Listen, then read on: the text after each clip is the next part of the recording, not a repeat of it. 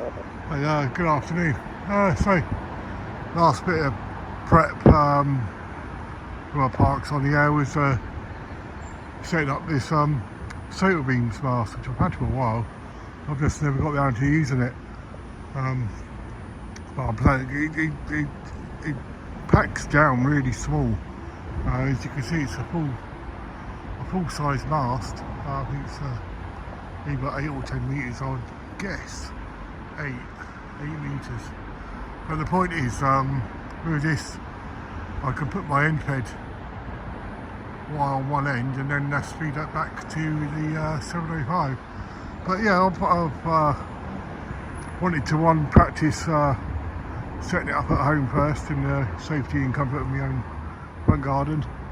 And yeah, I got it all guyed down. It's got 4 guiding points on it, this one, so I've watched plenty of videos in the past on how to get an antenna like this up, but it's always good to see the practicalities of actually doing it.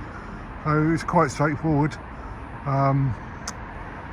When I extended the antenna, put the guiding loop on as I was extending actually, then I laid it flat on the ground pointing where I am now, so coming towards me.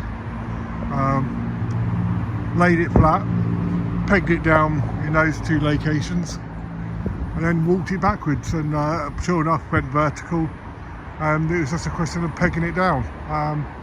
As you can see, you know, it's pretty sturdy. I can give it a good wiggle, and yeah, the guys are doing their job nicely. They're not obviously equally placed here because of space restrictions, but out in the field I won't have that problem. I'll be able to put another loop on the top and put my endfed up there. So that one's for it's another UK antenna, it's the same ones I got here for my 80 metres. See going across. That's for 40 metres because I'm only doing mobile operation in the daytime, at the moment at least.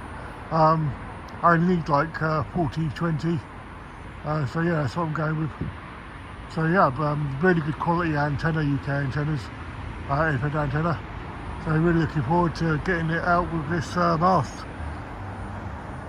Good progress, really happy. Get this one up and how to get the wire on it, and time and planning willing, should be on the air with the 705 and the endfed and the other antennas as well. So I'm planning, I think the antennas I'm planning on taking is the vertical whip, because that's really interesting. The vertical whip that's inside the 705 bag and the radials, and this endfed. So really 2 good comparative antennas.